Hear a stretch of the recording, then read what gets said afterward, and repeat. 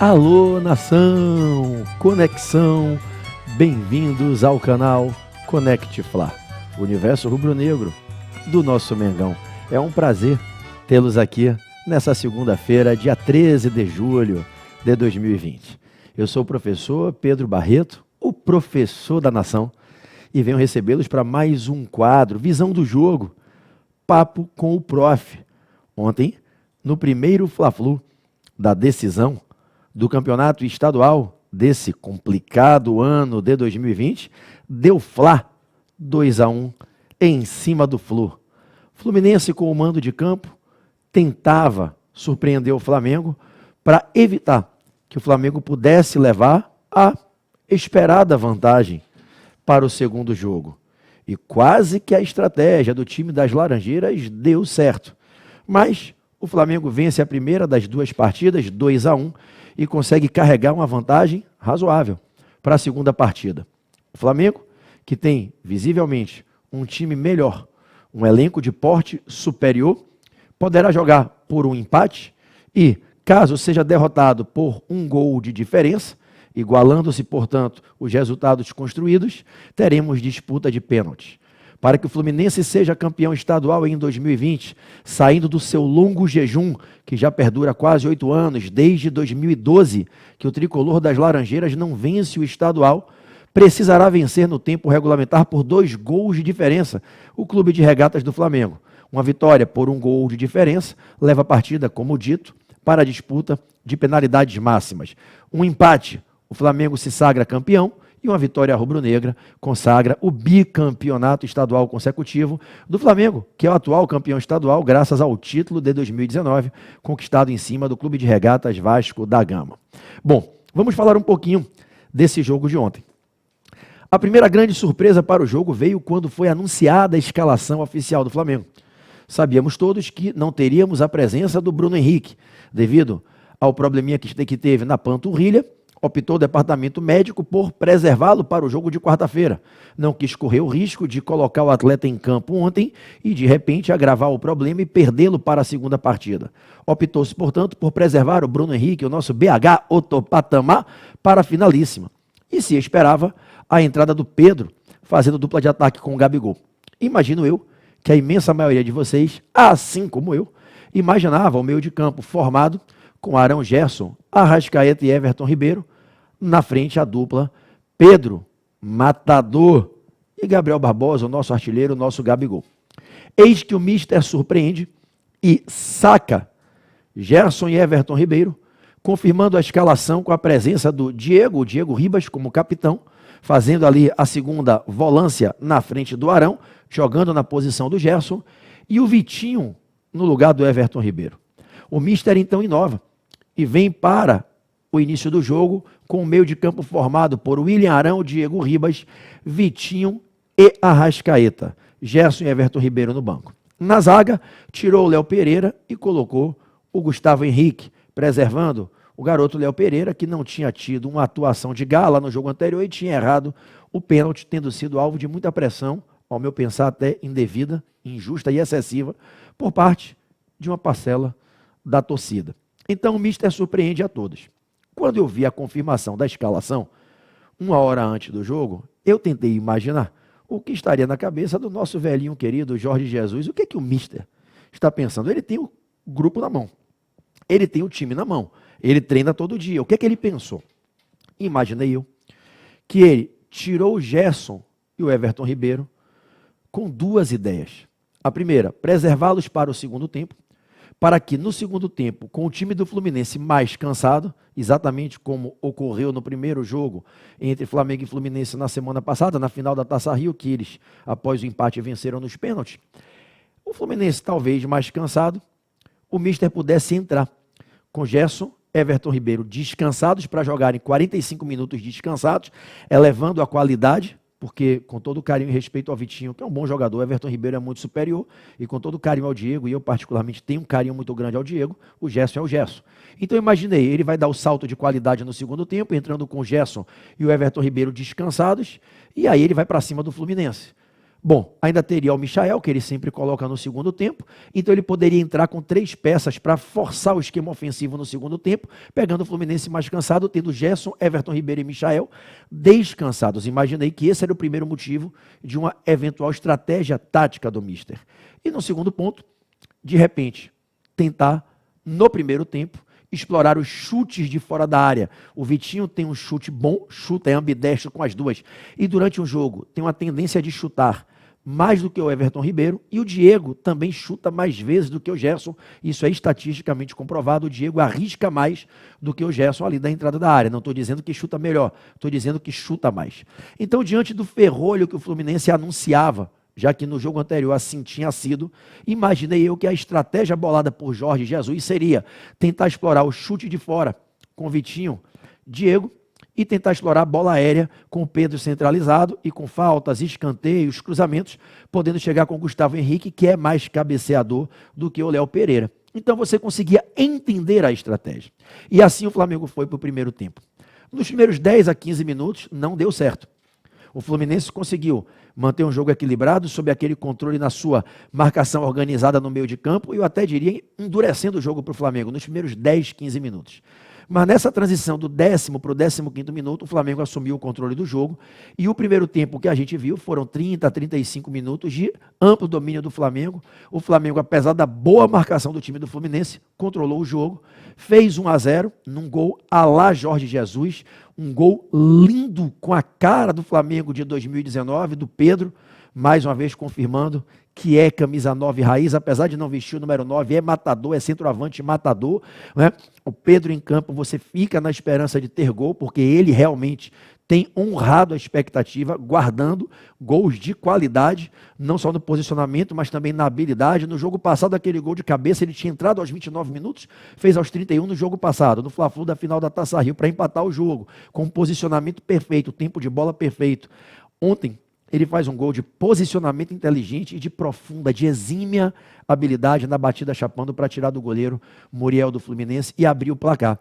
E o Flamengo faz 1-0 com o Pedro, num gol que tem uma linda tabela, uma tabelinha, né? O Vitinho manda a bola para o Arrascaeta, que ajeita para o Diego, que dá de primeira para o Pedro, que bate bonito, deslocando o goleiro do Fluminense. A gente já vai ver a imagem. Feito esse 1-0, o Flamengo poderia tranquilamente ter feito o segundo gol no primeiro tempo. O Fluminense sentiu, não conseguiu se organizar, a marcação afrouxou e o Flamengo perdeu a chance de matar o jogo no primeiro tempo. E aí deu sopa para o azar, porque no segundo tempo o Fluminense voltou muito melhor e o Flamengo muito pior. Antes da gente falar do segundo tempo, eu vou rodar o gol para vocês se deliciarem com o gol do Pedro. Vamos jogar na tela as imagens do gol do Pedro? Vamos lá? Nosso camisa 9, olha o Vitinho vindo com ela. Arrasca, Diego, de primeira, Pedro e o tapa. O tapa de qualidade, o tapa de habilidade de quem sabe, né? Vamos ver no replay. Jogada linda, felicidade dos caras. O Flamengo estava jogando como um carrossel nesse momento. O jogo estava com a cara daquele Flamengo que a gente conhece, né? A imagem aí por trás do gol. A bola vai estufar o barbante. Olha só. Que bonito. Diego de prima. Vitinho vai pro Arrasca. Tapa para o gol. Então, o Flamengo faz 1-0 jogando ao estilo Jorge Jesus. Aquele Flamengo que a gente conhece e que a gente não viu no jogo final da Taça Rio. E isso nos dava uma grande empolgação para o segundo tempo. Eu, particularmente, no intervalo, comentei com meu filho, comentei com minha filha e falei, ó, por mais que o Diego tenha feito um bom primeiro tempo, o Diego não tem gás para jogar 2 tempos em alto nível. A idade pesa e o Diego, por mais que ele tenha se esforçado, ele já deu o que tinha que dar. Eu achei, não sei vocês, eu achei que no primeiro tempo o Diego jogou bem. Mas eu tiraria. Tiraria o Diego, entraria com o Gerson para compor a dupla de volância titular, com o Ilharão e Gerson, e tiraria o Vitinho, que não estava bem. Apesar daquele passe ali para o Arrascaeta, tocar para o Diego, para tocar para o Pedro, o Vitinho não estava bem no jogo. Eu tiraria o Vitinho já no intervalo, junto com o Diego, e entraria com o Gerson e Everton Ribeiro. O Arrasca também não estava bem e era previsível a substituição dele em certo momento pelo Michael. O Michael, com certeza, seria colocado pelo Mister. Mas aí veio a surpresa. O Flamengo volta para o segundo tempo sem modificações. Estava ganhando, jogando bem, o Mister não quis mexer. É uma tradição, inclusive, do Mister não mexer no intervalo. Poucos foram jogos que ele mudou, mexeu radicalmente no intervalo. Eu, particularmente, queria que houvesse a mudança no intervalo para entrar com 45 minutos inteiro para Gerson e Everton Ribeiro. Mas ele voltou com o mesmo time. E aí o time não conseguiu jogar. O time travou. Começo de segundo tempo, bola rola, o Fluminense se ajustou. O Odair organizou o meio de campo, o Hudson, o Iago, eles arrumaram aquele meio de campo, o Nenê com muita inteligência jogando, puxando, e o time foi para cima. O Fluminense no segundo tempo foi para cima, ele não jogou no ferrolho, não jogou na retranca, como jogou a maior parte do jogo da final da Taça Rio. O Fluminense jogou para cima do Flamengo. E, gente, era visível com 3, 5 minutos, 7 minutos, 10 minutos. Eu cheguei pro meu filho e falei, cara, ele tem que mexer agora. O Arrascaeta está fora de órbita. O Arrasca está fora do jogo. O Vitinho está parado, o Diego está fora de sintonia. Ele tem que botar o Gerson, o Everton Ribeiro, o Michael para levantar o time, para tocar essa bola, para essa bola girar. Os caras estão perdidos e o Fluminense ampliou ali a movimentação dele no meio de campo, fazendo muita transição. Os laterais, tanto o Gilberto como o Egídio passando, o Evanilson correndo igual um cavalo doido. Eu falei, pô, tá maduro o gol do Fluminense. Foi dito e certo. Quando o Mister foi chamar os três para entrarem, já eram quase 15 minutos e aí não deu nem tempo de entrar. O Fluminense empata, uma bola muito bem cruzada, o Evanilson entra de forma matadora, o Egídio nas costas do Rafinha, cruza, o Evanilson entra, chapa para o gol e não teve como o Diego Alves fazer nada. E o Fluminense continuou em cima. O Flamengo sentiu demais o gol. E quando os três entraram, Gerson, Everton Ribeiro e Michael, o Flamengo sentiu muito o gol. O Fluminense avançou o seu meio de campo, postou os laterais na frente e o Flamengo não conseguiu sair, ficou encurralado e o Fluminense quase virou o jogo. O Diego Alves intercedeu com pelo menos 2 grandes defesas e aqui entre nós, sem clubismo, acho que todo mundo aqui viu o mesmo jogo. Em um certo momento do jogo, com 20, 25 do segundo tempo, eu olhei para meu filho e falei, cara, os caras estão merecendo virar. É inacreditável falar isso, os caras estão merecendo virar o jogo, os caras estão jogando melhor que o Flamengo está perdido, desmontou o esquema. E aí eis que o Rafinha pega uma bola na nossa área e consegue sair e fazer um lançamento primoroso. Primoroso. Na direita para o Gabigol vem na corrida, em cima do Egídio, consegue ganhar essa bola, dá o tapa, a gente vai ver o gol, vai para a linha de fundo, observa a entrada do Michel, espera o momento certo de dar o cruzamento e faz aquela assistência, né? Voltou a ser o Gabi Garçom, bota a bola na posição certa, no tempo certo para o Michel só empurrar, e aí o baixinho entrou que nem um cometa, bateu nela certinho e a bola entrou e o Flamengo sai do sufoco, fazendo 2-1 no momento em que o jogo estava favorável ao Fluminense. E aí o Flamengo consegue, dali para frente, controlar a partida. E 2-1 Flamengo. Vamos rodar o gol do Michael? Enfiada do Rafinha, Gabigol pela direita, passa na corrida do Egídio e faz uma assistência perfeita. Vamos lá, olha a bola do Rafinha, longa. Lá vai o Gabriel apostar a corrida. Muriel voltando, o Gabriel lá ganhou do Egídio. Passou no momento certo, o Michael entrou e foi só empurrar para o gol. O Flamengo então fazendo o segundo. E aí a comemoração bacana dos dois, vamos ver por trás do gol a câmera aí da Flá TV por trás do gol. As imagens eram da Flu TV, né? Olha lá vai o Gabigol, ganhou na corrida. Ele levanta a cabeça para ver a posição do Michel, para não errar o passe, e bota na frente, contando com a velocidade do Michael. Isso foi bom porque já demonstra um entrosamento do Gabigol com o Michael. Não é a primeira vez que sai gol do Michael com assistência do Gabigol, hein, pessoal? Já tivemos outros episódios esse ano, né? Se vocês observarem, o Gabigol ainda dá 2 passes na bola antes de cruzar, né? Ele espera o tempo certo. Ele só solta a bola no tempo certo. O Gabigol está se aprimorando muito nessa habilidade do último passe, a assistência para o parceiro, companheiro de time que vem entrando. E ali o Flamengo fez 2-1 e conseguiu, a verdade é essa, controlar o jogo ficou truncado, mas o Flamengo não passou mais a partir daí grande sufoco. O Fluminense sentiu o gol. Tentou vir para cima, mas já mais desorganizado, já não mais com aquela coordenação que tinha até tomar o gol do Flamengo. Acho que foi um banho de água fria para o time do Odair Helman. Bom, e aí o lance mais polêmico da partida, que ao meu pensar, revelou uma conduta profundamente errônea da arbitragem. No final do jogo, o árbitro dá 3 minutos de desconto, já estávamos com 47 minutos e meio, faltando 30 segundos para acabar, quando ele expulsa o Gabriel. O Flamengo sofre uma falta no Felipe Luiz, o Flamengo tinha posse de bola, faltava ali na hora da falta 40, 45 segundos, a hora da falta era parada para fazer a substituição. O Mister traz o Léo Pereira para entrar no lugar do Gabriel.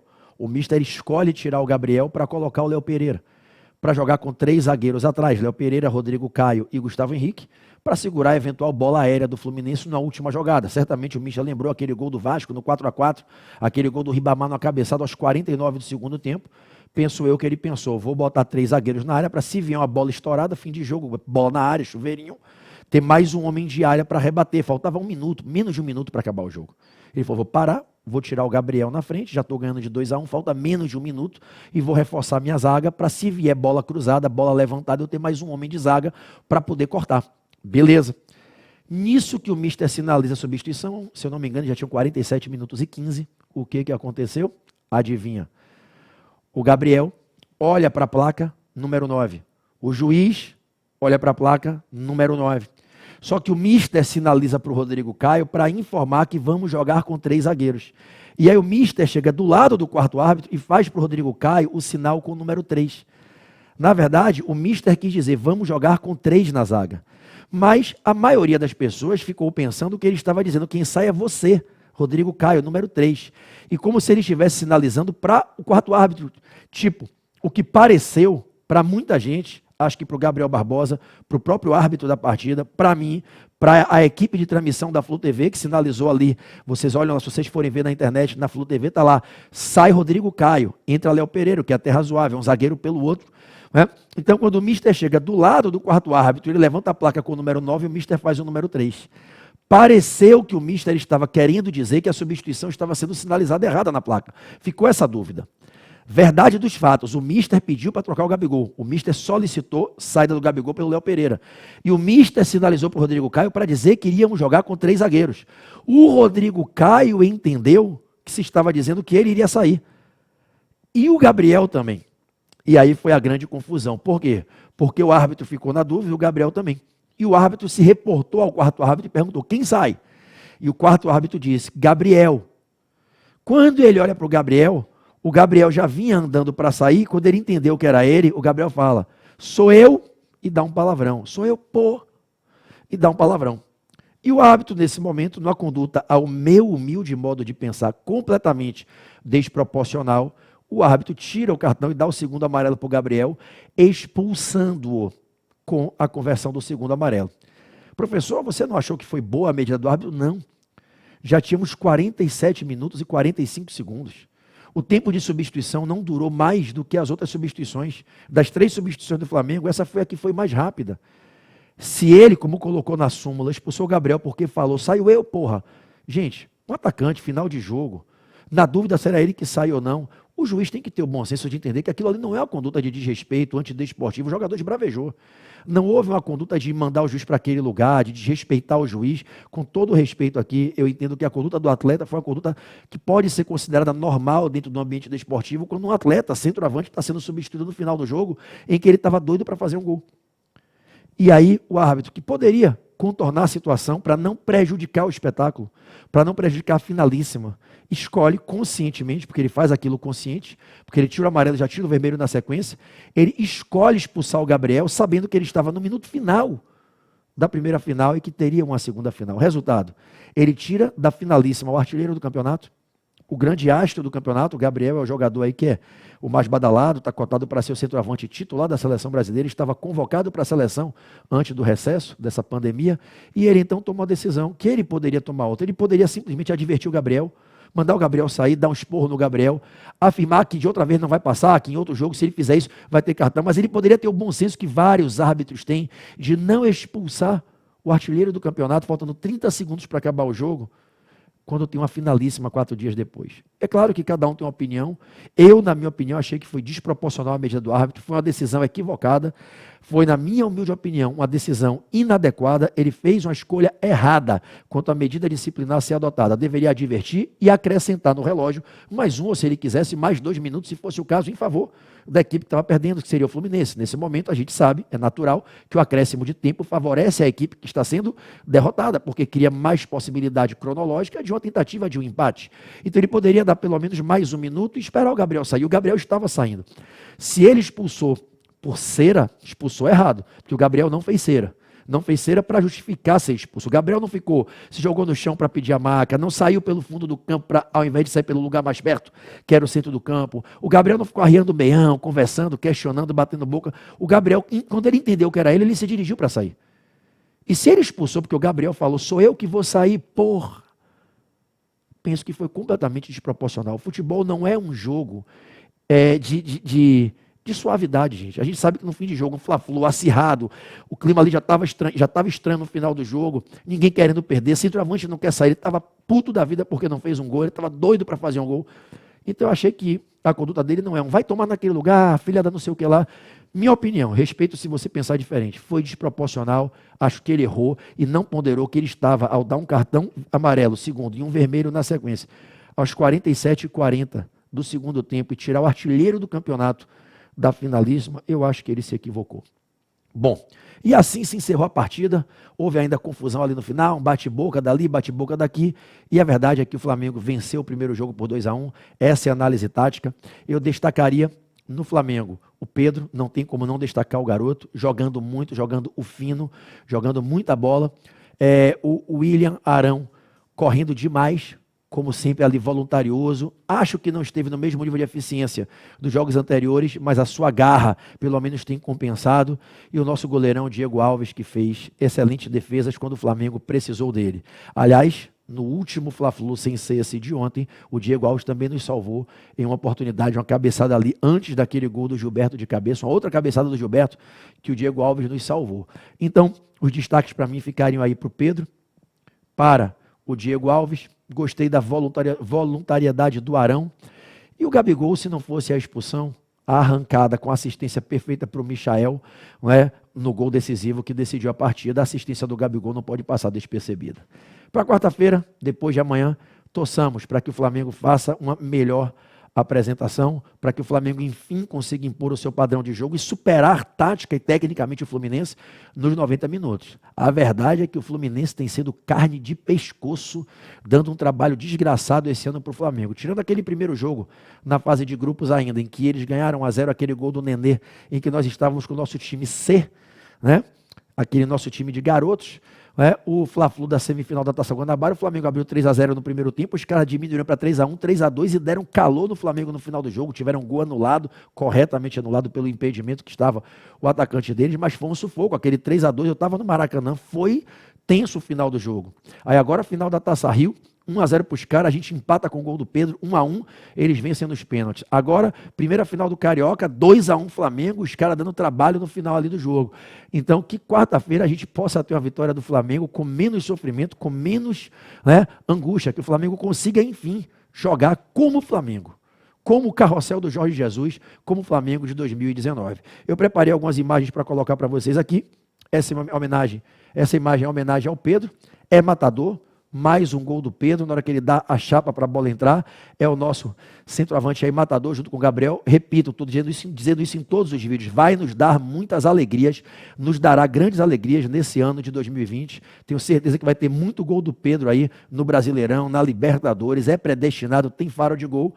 Bruno Henrique se machucou, ele jogou, fez gol. Agora o Gabigol está expulso, salvo aí uma anulação do cartão amarelo, o que eu acho improvável de acontecer, não obstante seja possível, é improvável, né? Vai jogar a final junto com o Bruno Henrique e de repente vai ter de novo gol do Pedro aí, quem sabe Deus abençoe que sim. Também destaque para o Michael, o baixinho tem entrado e tem dado conta do recado, né? Michael, camisa 19, o momento é que ele vai correr para abraçar o Gabigol, né? E o momento que a gente ficou triste, chateado, o Gabigol aí discutindo com o árbitro por conta da expulsão. Eu também acho que ele não deveria ter sido expulso, acho que errou a arbitragem. Vamos voltar para o nosso painel, a foto principal, para a gente encerrar, visão do jogo, papo com o prof. Quero ler os comentários de vocês aqui abaixo, quero ver o que vocês acharam, se tem algum destaque, alguma crítica, para que a gente possa estar aqui sempre interagindo. Valeu, nação? Que São Judas Tadeu nos abençoe, que Deus abençoe, que São Zico abençoe.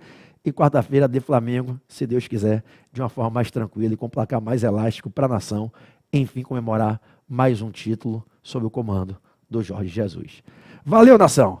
Essa foi a visão do jogo, o Papo com o Prof. Alô, nação, conexão.